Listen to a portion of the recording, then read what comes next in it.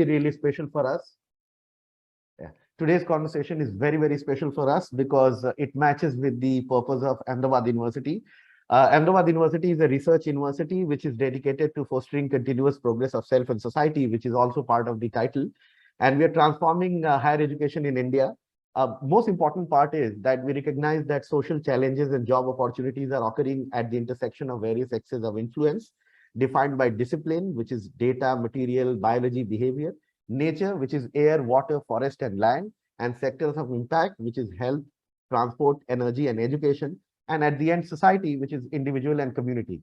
Uh, on these lines, accordingly, we strive to guide students on how to learn through interdisciplinary academic and real life experience that traverse these intersections. And we believe that the classroom should be able to do few things, and people should be able to learn and interact with deep thinkers and policymakers and those people who have really engaged with the social issues. In that tradition, today we have Rohini Nilakeni ji, and this is a special privilege for all of us, ma'am, to have you at Ahmedabad University, particularly at the conversation series. I'll give a brief introduction. Rohini Nilekani ji is one of the foremost names in Indian philanthropy, we all know. Her work over the last 2 decades has been instrumental in bringing meaningful socio-economic and developmental changes in our societal and natural landscape. Rohini ji and Nandan ji both are signatories of the Giving Pledge. We all know that, and have committed half of their wealth to philanthropy. The most important part is she is a former journalist too, and author of fiction, non-fiction, and children's book. One thing that I love is one of the children book, which is Annual Haircut Day. And those who know about this book, they will really appreciate the way it has been narrated.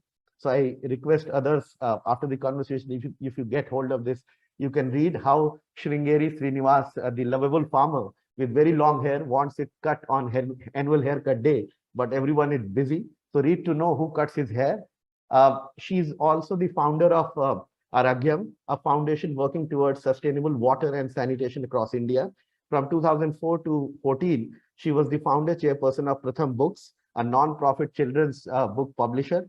She is the co-founder director of Ek Step, a non-profit education platform. She sits on the board of trustees of an environmental think tank, and she's a foreign honorary member of the American Academy of Arts and Sciences. In the past, she has served on the audit advisory board of the Controller and Auditor General of India and the Eminent Persons Advisory Group of the Competition Commission of India. The list only gets longer, so I'll stop here and welcome ma'am to Ahmedabad University. Thank you so much. Thank you so much, Sudhirji. Thank you, Jeemol ji. So very nice to be here. Thank you. I'm honored. The person who will be in conversation with Rohini ji is our own Professor Jeemol Unni. She's a professor of economics at Amrit Modi School of Management, Ahmedabad University, and she is also the chair of Masters of Arts in Economics program. Before joining Ahmedabad University, she was the director of the Institute of Rural Management, Anand IRMA, and she was also RBI chair professor of economics at IRMA. She is currently a member of the Standing Committee on Economic Statistics constituted by the Government of India, and she was a postdoctoral fellow at Economic Growth Center, Yale University. She was an international level organization consultant and senior advisor to the National Commission for Enterprises in the Unorganized Sector, Government of India. Welcome, ma'am. Before I hand it over to you, there are certain rules.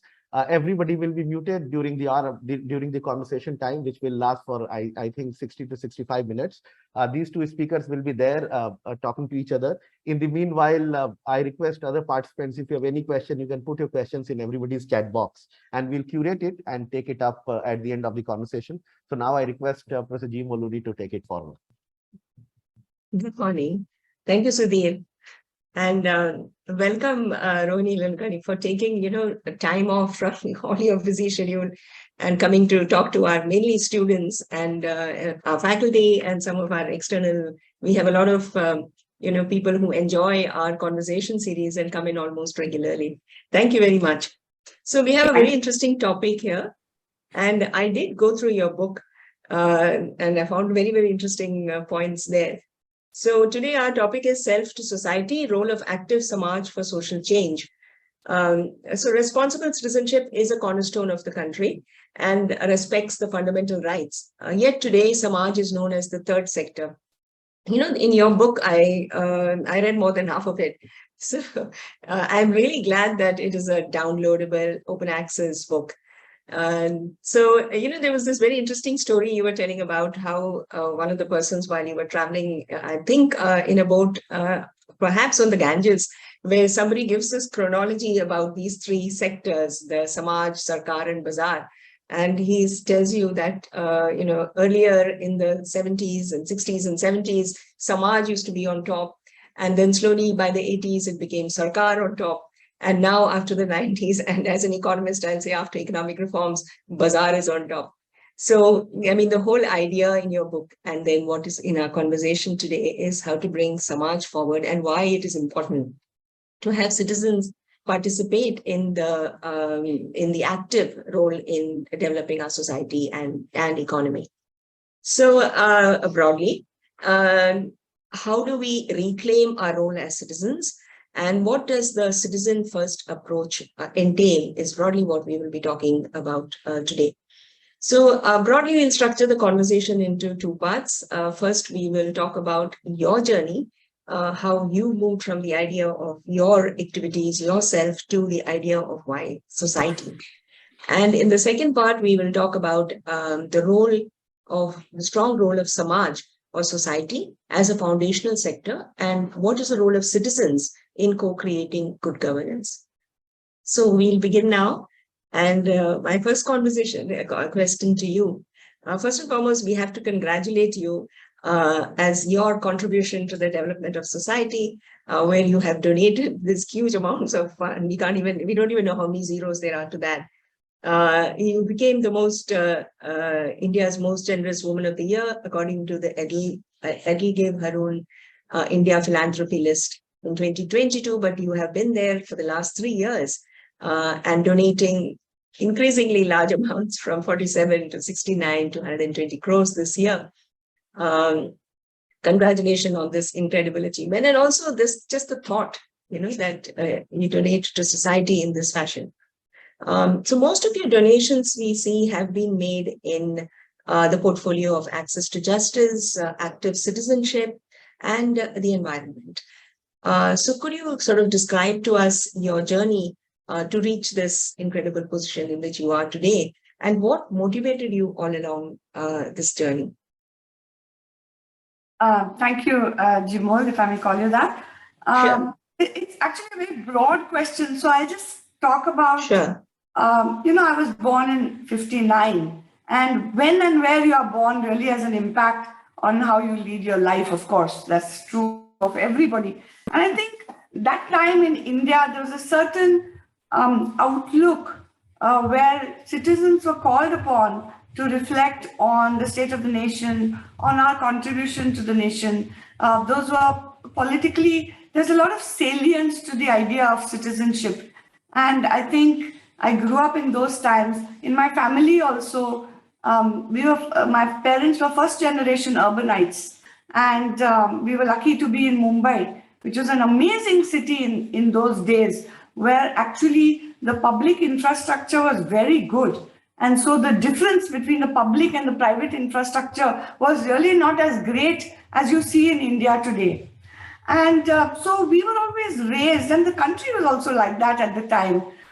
We were raised to believe in service before self, in responsibility, in duty, in integrity. The big example in my family was always of my paternal grandfather, Baba Sahib Soman, who in 1917 was among the first group of volunteers that went to Bitiarwa in West Champaran to set up Gandhiji's first ashram. And how he pretty much gave up. He was a lawyer, but he gave up his profession. He never really was able to focus on his profession because he was very much involved in the freedom struggle.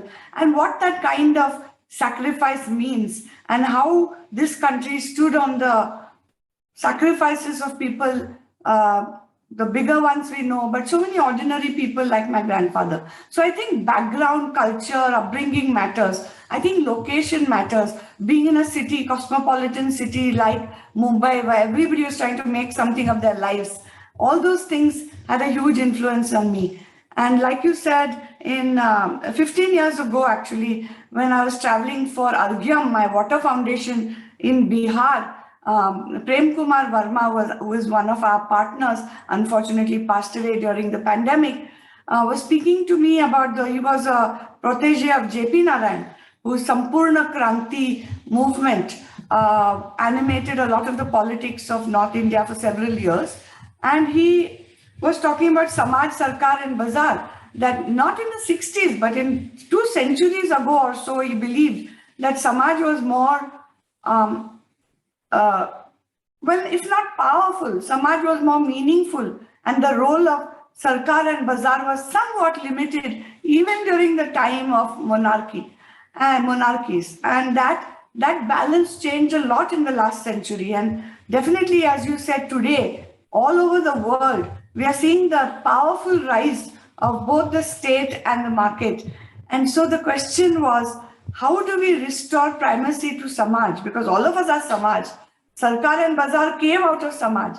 So the political questions about power today are really about how do we restore that primacy to Samaj, at least in my opinion. And that's why I wrote the book Samaaj, Sarkar, Bazaar, A Citizen First Approach, because that philosophy has animated my work.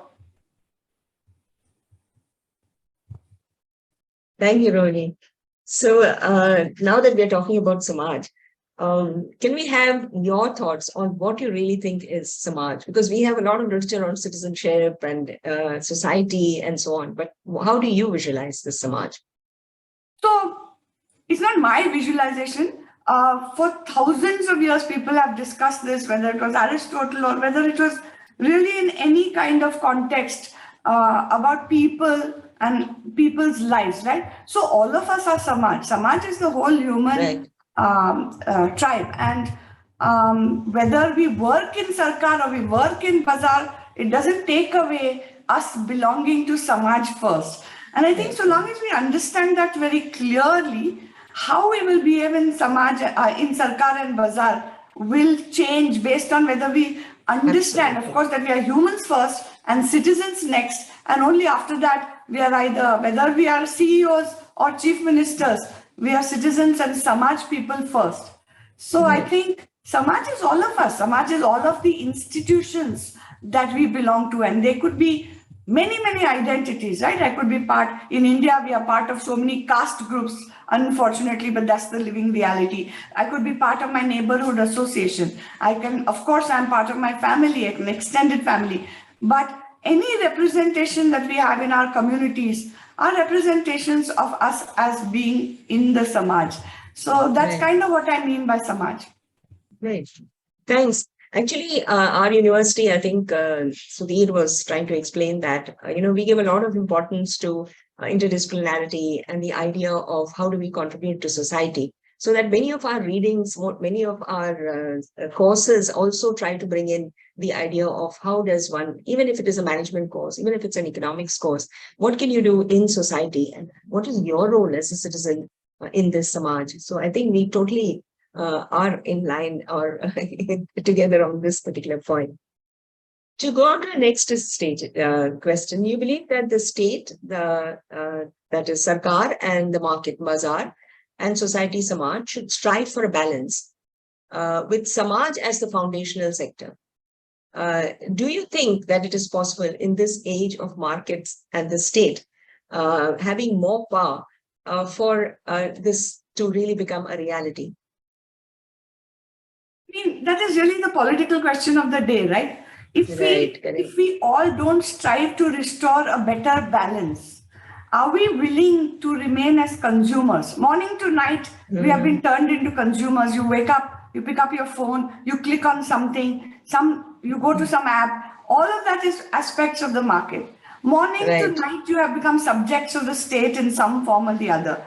So long as that is working for people, it's all right. But when the balance gets distorted, that's what politics is about, right? The redistribution of power, so that there is a much better balance between state, society, and markets. And I think many people in many ways all over the world and in India too are striving for that better balance. For example, there are thousands of very wonderful civil society organizations that work Right. on the Samaaj side, from the Samaaj side, to give people more voice and agency. And I think that is the work of the day. How do we make Bazaar in all its new forms, which were never there before thanks to Right. technology?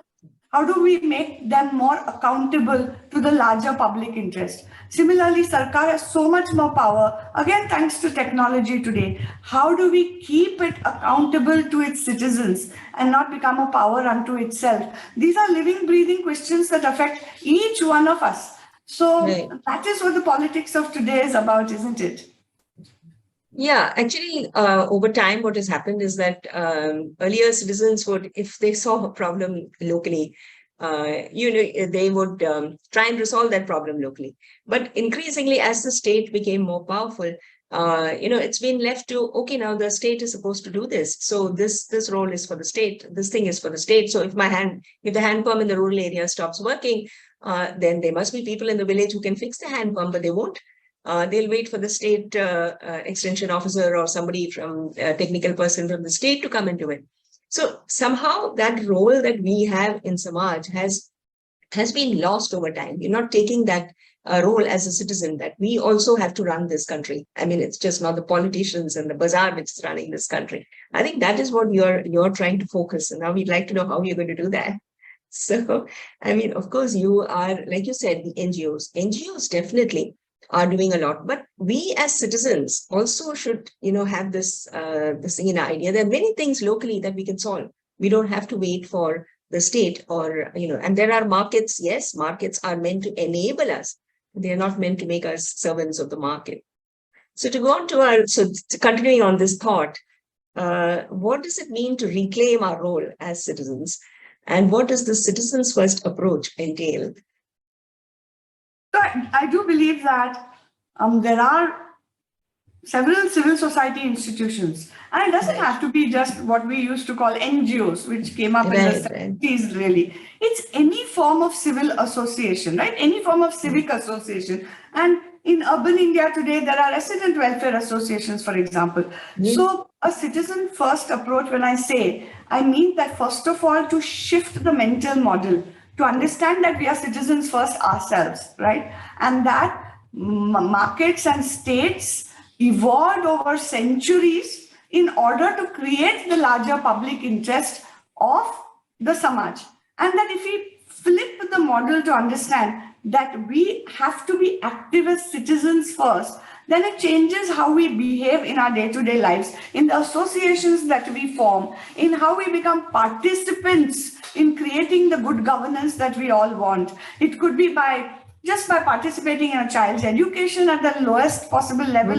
It could be involving in your street level problem, whether it's about waste management or lights, or it could be just about anything. The minute we do that, the minute we step outside into society to solve even the most hyper-local problem, I think that's we raise the citizen and ourselves. And it's an incredibly rewarding experience, as all of us who have engaged in that in however small a way have already discovered, right? So we need a lot more of that to happen, because it's become too easy now to secede from everything and just remain as subjects, remain as consumers. We can sit in our homes and be unaffected. But that's really, I think, an illusion. And as I recently wrote, even the elite and the super elite cannot really secede anymore. We've created all these private islands of wealth, and we have our own schools, we have our own energy systems, our water systems, our way, whatever you name it, health systems we have.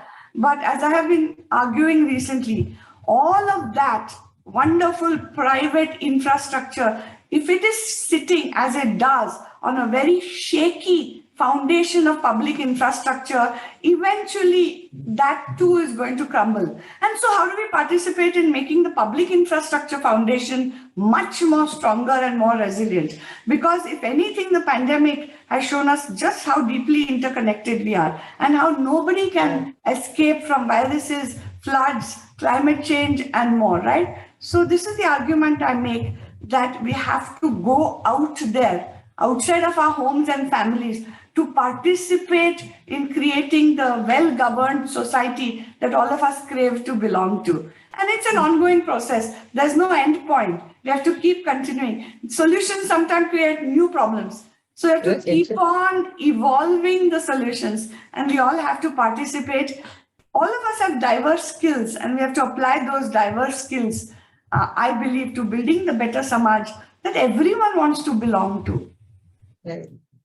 So let me ask you a question, since you are a philanthropist. What is the difference between philanthropy and charity?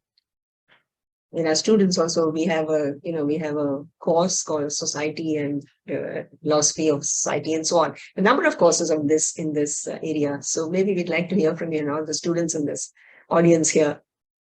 Yeah, that way, the word has got split in recent years simply because of the rise of the 1%, right? They became so wealthy, and I belong to that. So we became so ridiculously wealthy that we had to elevate the idea of philanthropy. Suddenly I found myself a philanthropist and had to deal with the responsibility of my wealth. But yeah, charity is something that human beings do all the time. And in India, we know that people are incredibly charitable. And actually, there is enough data to suggest just how much charity and giving ordinary people of this country do. Hundreds of crores were spent by ordinary Indians during the pandemic. And institutions like Give India were able to raise more than 350 crores just from ordinary people who felt the need to share other people's sorrows. So the sense that charity perhaps is just coming from the love of humankind, the need that we are wired to participate in other people's suffering, to relieve other people's suffering. So in that sense, that could be called charity. But philanthropy nowadays, at least, is aspiring to be more strategic and to address the root causes of inequality. At least that's what good philanthropy should be doing. So it's a fairly simple difference, and I think it has been created because of the rise of extreme inequality. What are the wealthy going to do with their wealth? They better give it forward, because no society will tolerate so much disparity for too long. So the responsibility of wealth must be seen to create better societies. When it doesn't do that, and in history we have seen when that wealth disparity creates more and more suffering at the bottom and just more and more secession at the top, turmoil happens in society. So there is a responsibility of wealth. Yes, we need wealth creation. Yes, wealth creation must come from innovation, from providing better services and goods. But then those who acquire that wealth have a deep responsibility to give it back. And wealth has a responsibility, and extreme wealth has an extreme responsibility. So that's what philanthropy should be about. Thank you, because this question of inequality is something that, has come to the fore in a very big way. I mean, we always knew, as economists, we talk about it all the time, and it's there in our classes all the time. But, we had this French economist, Thomas Piketty's book got translated into English in 2014. And then he shows this extreme inequality increasing. And then later on, he has some papers with some other economists talking about the inequality rise in India. This is something that we show in our classes. And I'm so glad that you're addressing it directly, because it is a fact. And it's not, the extreme is one thing, but, that proportion which is at the lower or even the lower middle is so huge. It's really a problem that one has to worry about. And it's not... But Jeemol, India is an interesting outlier in some sense, and some countries in Africa as well.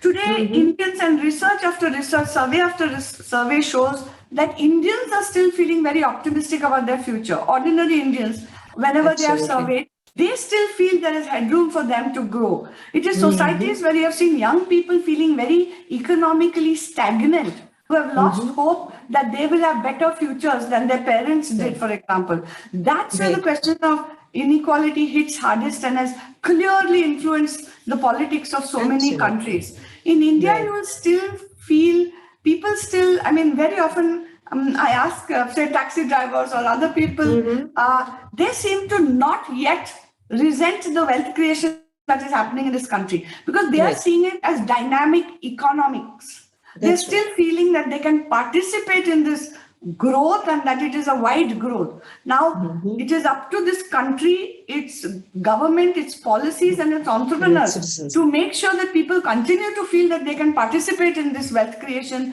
and in this growing economy. So we still have a few years left to get it right. Right, absolutely right. The people are very aspirational. And as long as those aspirations are there, and at least some of those aspirations are achieved, we will remain. And the fact is that the economy in India is growing. So as long as it is growing, there is still hope. And that's the reason why I think what you are noticing is true. All right. So for our next question, we are going into something more about politics in some sense. Why do you say, we saw this in your book, that voters expect too much from their representatives, or that the politician's job is thankless? We know that Nandan Nilekani stood for elections. Incidentally, on a personal note, when I was the director of IRMA, Nandan Nilekani was my first convocation guest. And of course, we met you too. There. It was wonderful. So I got a literal, I had to dip myself in electoral politics when Nandan decided to stand for the Lok Sabha seat of South Bangalore in 2014. And day and night we were on the streets at people's doors, asking, telling them why we believed they should vote for Nandan Nilekani. And I kept observing that, of course, different people had different responses. But what astounded me was whether they were the elite living in high-rises with swimming pools, or whether they were people living in shanties and slums, they all wanted the MP, the Lok Sabha MP, to directly address their local level problems. So, and we know that there was no understanding of the different three tiers, no sophisticated, nuanced understanding, because we don't discuss these things, right? We don't discuss what is the real role of our legislators. And that conversation is missing from the media, it's missing from the public discourse. So I can't blame people for wanting the most basic amenities in their lives to work right. That is stopping them from reaching their own potential. It's hard to get to work. There's not enough water, just the very basic things that, in fact, that I took for granted in Mumbai. Even though we were not wealthy, we were ordinary middle-class people, but we could take public services for granted in Mumbai at that time. Nobody can take public services for granted anymore. So voters are impatient and want every politician to serve their personal needs. But unfortunately, that is very short-sighted on our part as voters, because what we need to hold a politician accountable, at least the MP accountable to, is making the good laws, the good regulations, the good policies that will actually enable the executive to do its job and create that public infrastructure. One elected representative is obviously not going to do it for anybody. It's impossible. No, you need to be a superhero to do that. So I think that's why I say people expect too much, and too much of the wrong thing from their politicians. If we allowed our legislators, and our legislators themselves need to accept that role, that they must participate vigorously in the creation of better laws. And better laws, I have argued in the book and in my work and in my writing, make for good societies. Good laws make for good societies if they are implemented and upheld. The rule of law matters. And that's what we must hold our politicians accountable to us to do, among other things. Of course, they also have to hold the executive accountable. But if we have the right policies, the right laws, with deep public discourse, I think that's half the battle won. So we need the voters to shift a little in their expectations of their politicians. You're absolutely right. So we have a three-tier system of government, and we've had these fantastic laws for decentralization that have been enacted quite early for the panchayats, regarding the panchayats. And there are incredible rules and regulations there, which includes like any decision which is taken there, it has to go through, they call it a Gram Sabha. So they're supposed to call Gram Sabhas at least twice in a year so that anybody and everybody can speak up.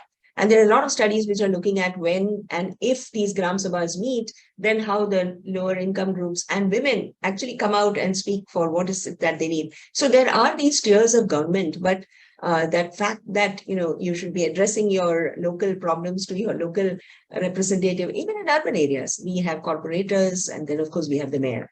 But that understanding is a little thing. So you must have really learned a lot, I think, in that whole process of going to the people. It was incredibly fascinating, yes. Yeah, absolutely. But of course, Jeemol, the 74th Amendment is really completely unrealized, right? Today in Bangalore, we don't even have a functioning municipality. We don't even have... Absolutely. There's no mayor. Everything has been suspended. The bureaucrats are running or not running Bangalore. People are so frustrated. We need elections to happen. We need to elect our representatives, run our cities.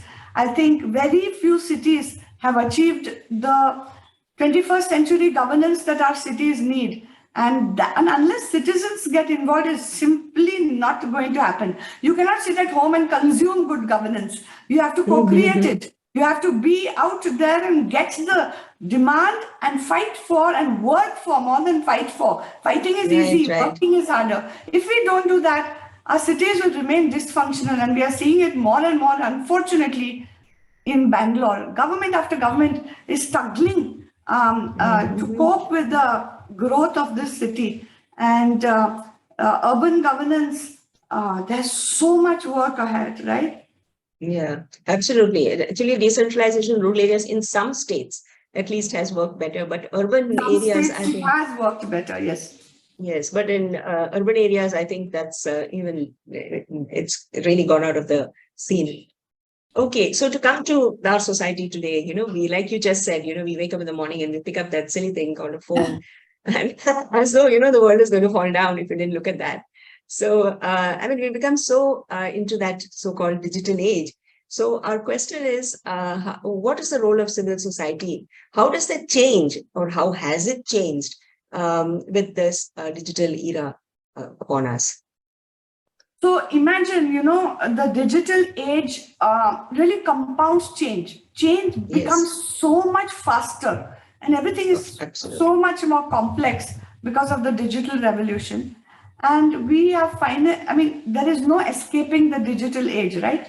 So we have no choice but to be digitally savvy. For people of my age, it's a bit harder. But for my grandson's age, it seems to come as naturally as playing Lagori for us. So playing on a computer is the same as we used to play cricket or Lagori or whatever. So there are obviously new challenges facing us in this digital age. And it makes being a citizen in some sense even harder, right? Because while we are instantly connected, and if digital is done right, it will reduce the distance between the citizen and the government, between the citizen and the market. But if not done right, then actually you get layers and layers of non-transparent markets and states.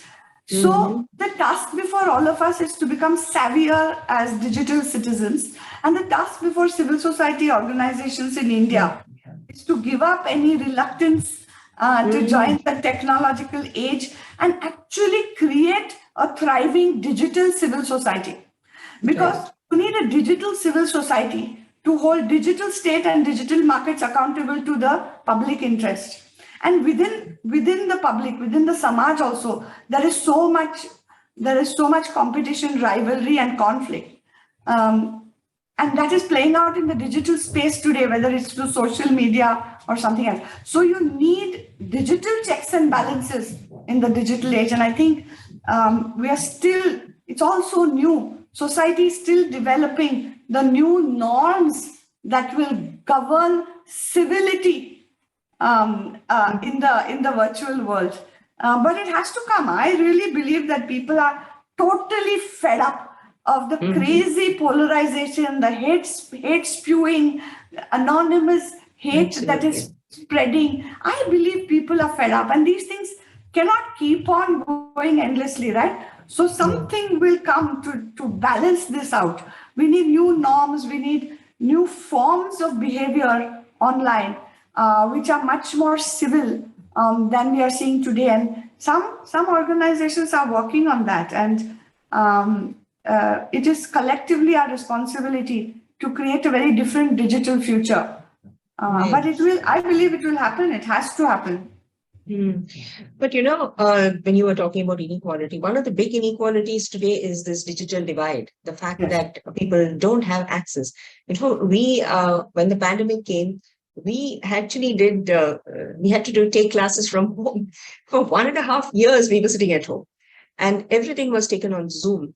And even there, we are, I would say, a relatively well-to-do private university, and our students are relatively better off. But still, we had this difficulty where students are unable to access, and then you forget about the rest of the people who go to school and, not having enough phones or laptops as the number of children they have in the house to be able to take classes on. So this digital divide is very, very, very large.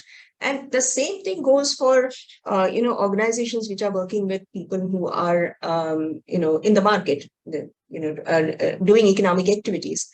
There also, this digital thing would help them to improve their market size, to get, to grow basically, instead of, being stagnant. So, but then the thing is, two things are required. One is smartphones, which are cheap, that people can actually access. Nobody can manage this crazy things called iPhones and things. And the other thing is data.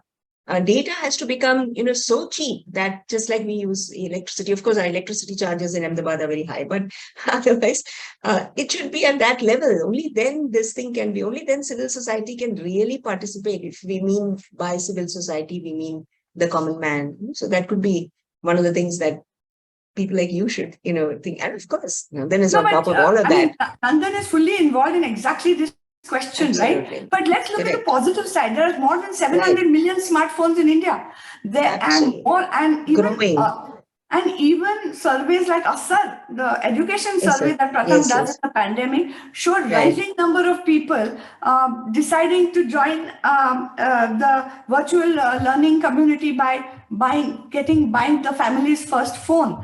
Of course, it's not perfect, but it's a growing segment of people that have access to smartphones, and we have to keep pushing so that every single person has access to, as you said, cheap data and good smartphones, because there's really no escape. So much of life is happening on those virtual devices. So actually, India is in a better place than many other countries. That's true. I would say India has one of the most sophisticated, open, public digital infrastructures in the world. Absolutely.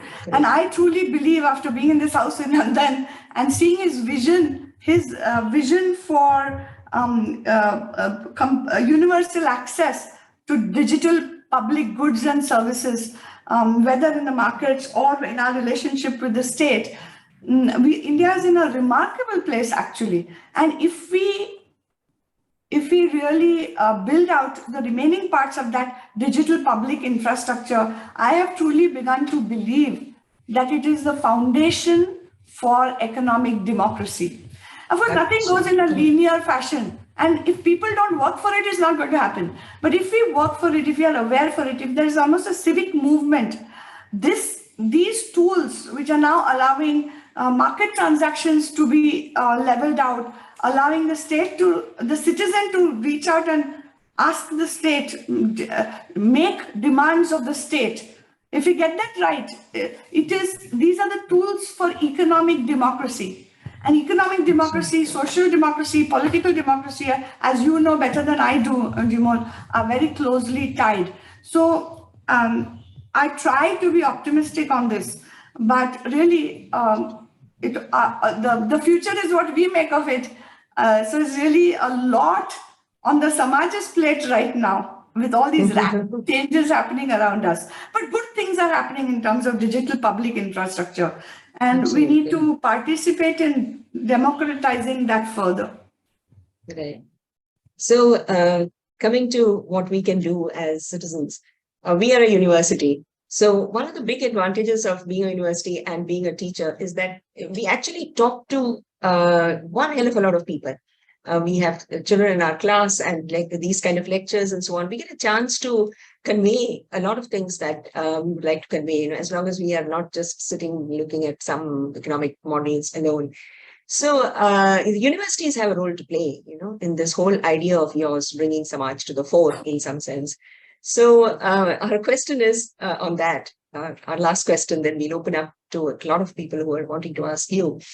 So do you think that universities and educational institutions have a role to play in this citizens first approach that you're talking about? And any thoughts on how it can be achieved in a university setting? Like I said, we have this student audience in front of us. Yeah, no, it's just remarkable.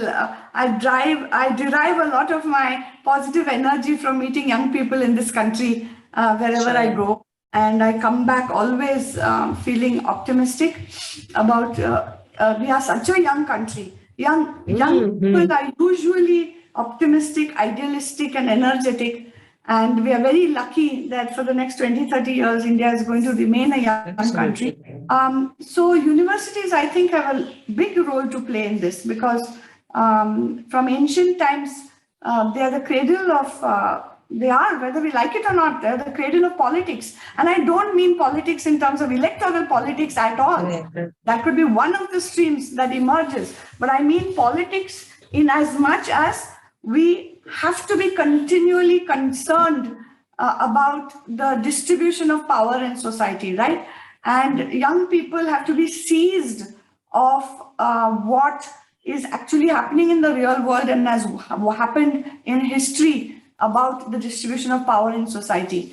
And whether you're studying mechanical engineering, or whether you're studying computer science, or whether you're studying sociology, doesn't matter. I think to really be able to understand the distribution of power in society, those years in university are the crucial formative years when you develop your worldviews, where you have time to think of the past and not just rushed into the future. So universities have a huge role to play, I believe, and I know your university is very interested in these questions. I went to college, Elphinstone College, Mumbai, from 1976 to 1979. So can you imagine? Those are the emergency and post-emergency years. There was thriving discourse.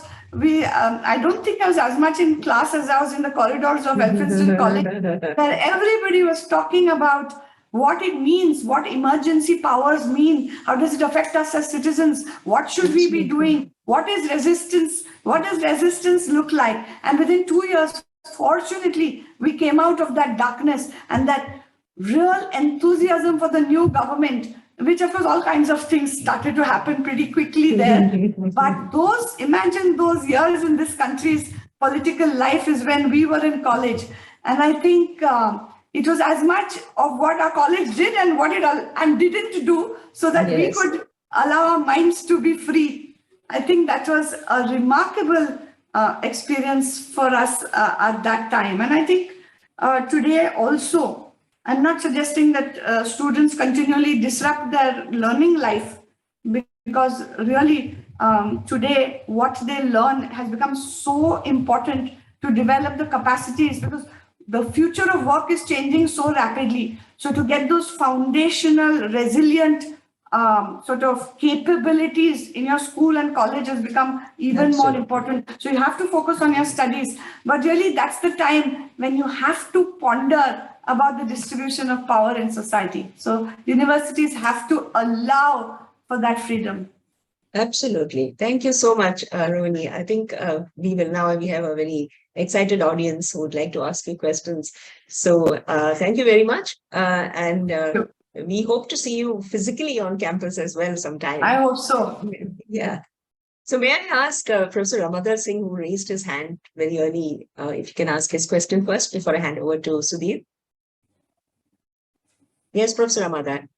You're on mute, Professor Ramadar.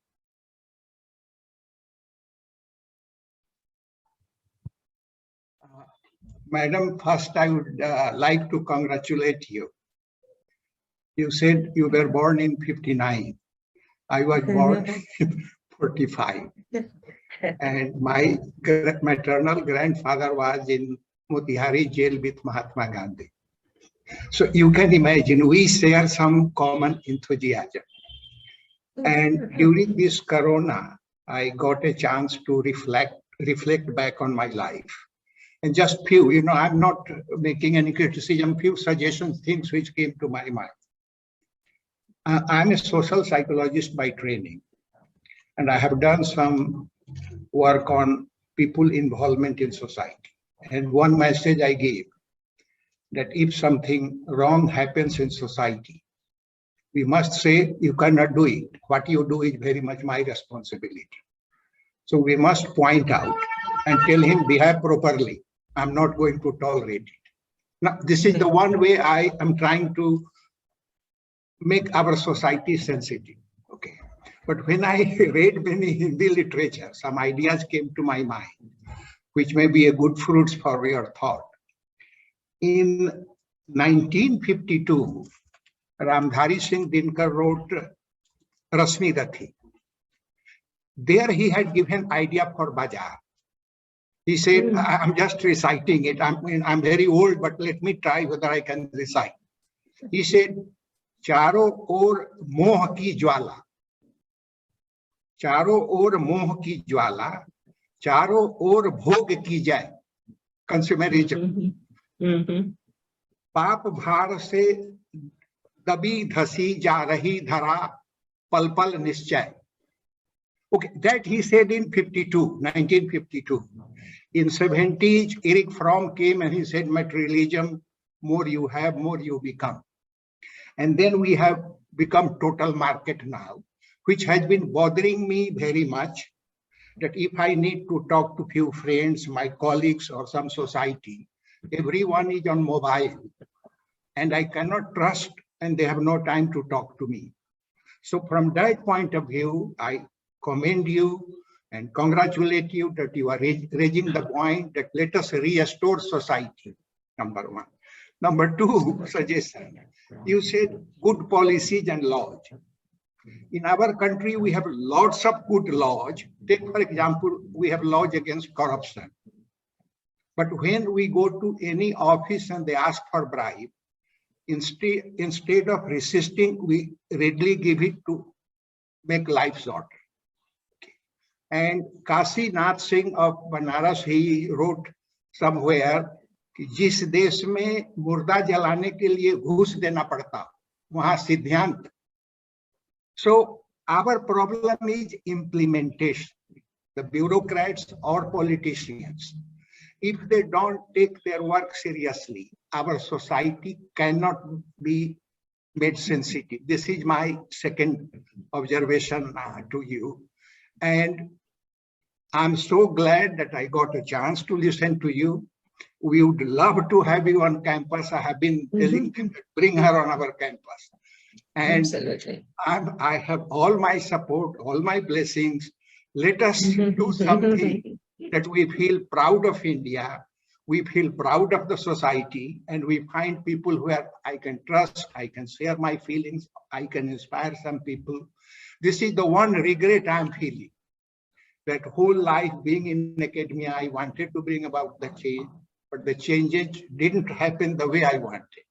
And you have taken the lead, so you are certainly inspiration for us. And I wish you success for this. Thank you very much. Thank you so much, Professor. I always, now when you look, I don't think you should be at all despondent, because so much positive things are also happening along. You know, always good and bad go together. You know that better than I do, sir. But I sometimes feel, when I look at some of the young people in the West and even in our country, who knows, with the climate change coming so harshly upon us, young people are really waking up and thinking, right? And I hope they will have to continue to do so. I'm almost thinking that we may see the stirrings of a post-consumption generation, where just buying more and more things will no longer be so attractive. And when that kind of thing starts to assert itself, the economy has to change.